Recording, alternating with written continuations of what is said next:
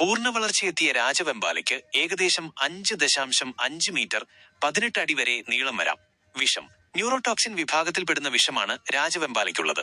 ഒറ്റക്കടിയിൽ ഒരു ശരാശരി മനുഷ്യനെ 30 മിനിറ്റിനുള്ളിൽ കൊല്ലാൻ തക്ക ശേഷിയുണ്ട് ഇതിന്റെ വിഷത്തിന്. ഒരു കടിയിൽ 20 പേരെ കൊല്ലാൻ കഴിയുന്നത്ര വിഷം ഇവയ്ക്കുണ്ടാകും. ആഹാരം. മറ്റു പാമ്പുകളാണ് രാജവെമ്പാലയുടെ പ്രധാന ആഹാരം. അതുകൊണ്ടാണ് ഇതിന് ഓഫിയോഫേഗസ് പാമ്പുതീനി എന്ന ശാസ്ത്രീയ നാമം ലഭിച്ചത്. മറ്റു ഉരകങ്ങളെയും ചെറിയ സസ്തനികളെയും ഇവ ഭക്ഷിക്കാറുണ്ട്. ആവാസം.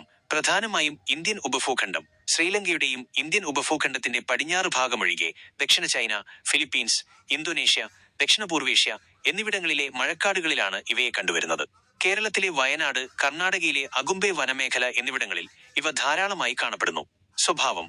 സാധാരണഗതിയിൽ മനുഷ്യരുമായി ഏറ്റുമുട്ടാൻ രാജവെമ്പാലകൾ ആഗ്രഹിക്കുന്നില്ല.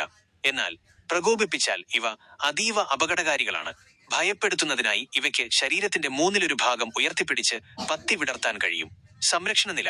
രാജവെമ്പാല ഇപ്പോൾ വംശനാശ ഭീഷണി നേരിടുന്ന ജീവികളുടെ പട്ടികയായ IUCN റെഡ് ലിസ്റ്റിൽ ഉൾപ്പെട്ടിട്ടുണ്ട്. വൾണറബിൾ.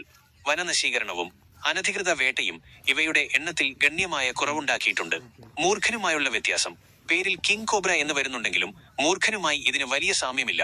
നാഗകുടുംബത്തിൽപ്പെടുന്ന പാമ്പുകളെ പോലെ പത്തി വിടർത്താൻ കഴിയുമെന്നതൊഴിച്ചാൽ മറ്റു യാതൊരു സാമ്യവുമില്ല. രാജവെമ്പാല വളരെ ശാന്തപ്രകൃതരാണെങ്കിലും അവയുടെ ആവാസ വ്യവസ്ഥയിലേക്ക് മനുഷ്യർ കടന്നുകയറുന്നത് അവയും മനുഷ്യരും തമ്മിലുള്ള ഏറ്റുമുട്ടലുകൾ വർദ്ധിപ്പിക്കുന്നുണ്ട്.